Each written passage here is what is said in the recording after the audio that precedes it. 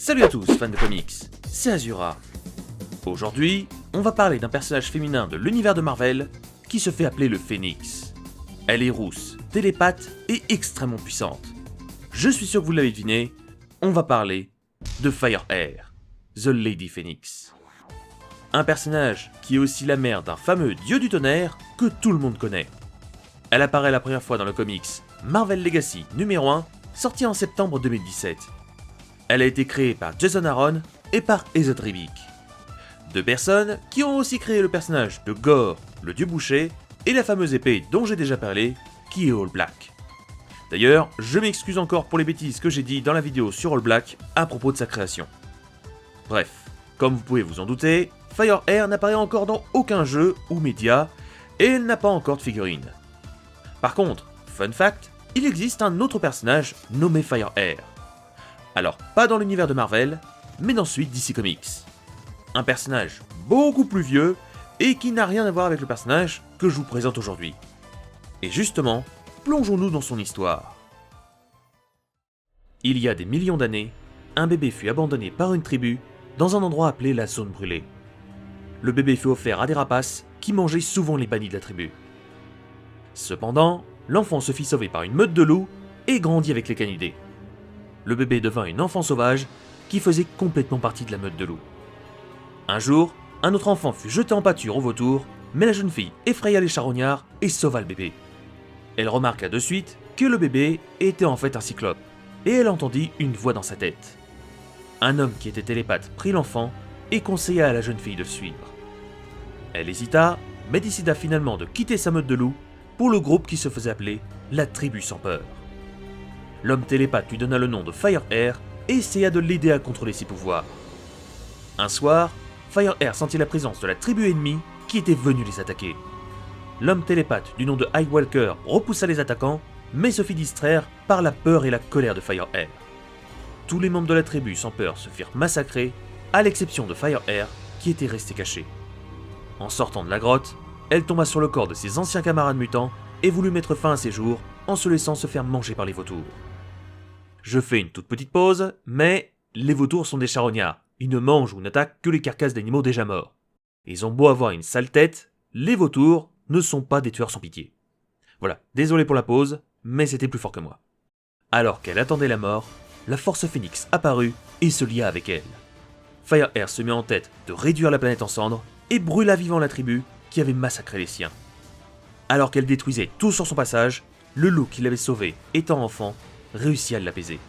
Fire Air comprit qu'elle avait pris la place du vautour qu'elle détestait et décida d'utiliser ses pouvoirs et la Force Phénix pour protéger les plus faibles au lieu de tout détruire. Devenu adulte, Fire Air partit recruter Odin en personne afin de former une alliance avec d'autres divinités. Ensemble, ils recrutèrent le demi-dieu sorcier Agamotto, le Black Panther, chef de la tribu des Panthères, un Ghost Rider, Fan Fei, le premier porteur de l'Iron Fist, et Vn, le porteur de l'étoile cosmique, aussi appelé Starbrand. Ensemble, le groupe de héros affrontèrent de nombreuses menaces, comme un céleste corrompu qui se faisait appeler le Déchu, une autre armée de célestes qui était venue juger la planète Terre, et pour finir, ils ont remis à sa place un jeune Thanos.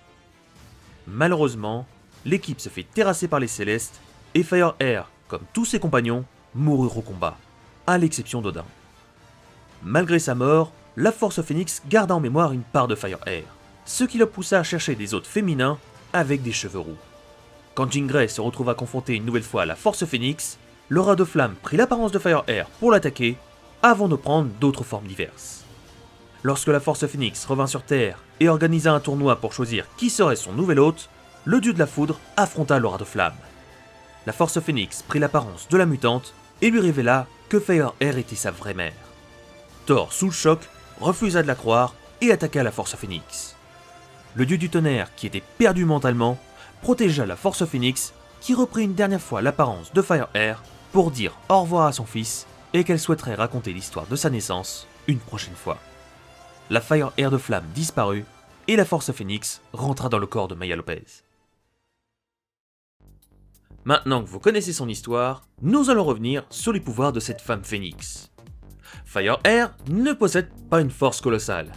Elle est augmentée quand elle est liée à la Force Phénix, mais elle n'est pas aussi puissante physiquement qu'un Venom ou un Spider-Man classique. Elle est cependant beaucoup plus rapide qu'eux. Elle peut se déplacer à une très grande vitesse quand elle est liée à la Force Phoenix, mais une fois séparée, sa vitesse repasse à une vitesse tout à fait normale pour une humaine.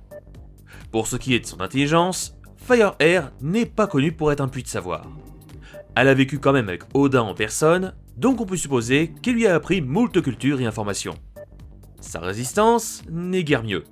Sans la Force Phoenix, Fire Air est aussi résistante qu'une jeune femme classique. Par contre, une fois liée à la Force Phoenix, une aura de flamme la protège de tout type de projectiles et elle devient beaucoup plus résistante. D'un autre côté, Fire Air n'est pas connue pour sa force physique ou sa vitesse, mais plutôt pour ses pouvoirs et ses projections d'énergie. Même sans la Force Phoenix, Fire Air est connue pour être une télépathe extrêmement puissante. Elle peut lire dans les pensées, contrôler une personne faible d'esprit, et elle peut, une fois liée à la Force Phoenix, contrôler et générer des flammes surnaturelles dévastatrices. Assez puissante pour détruire des supernovas. Dans un combat, la Lady Phoenix reste très dangereuse. Pas pour ses connaissances en technique de combat, non. On ne sait même pas si elle sait se battre à main nue ou si elle connaît des techniques de combat, mais plutôt à cause de ses pouvoirs télékinésiques. Fire Air pourra briser mentalement son adversaire avant même qu'il ne l'atteigne, ce qui la rend extrêmement puissante. J'espère que cet épisode sur la mère de Thor vous aura plu ou vous aura fait découvrir ce personnage que je trouve vraiment très intéressant. Quant à moi, je vous laisse et on se retrouve soit sur un live le mardi ou le jeudi l'après-midi, soit sur ma prochaine vidéo qui sera sur Barbatos, le dieu chauve-souris. À la prochaine les Comicsvores.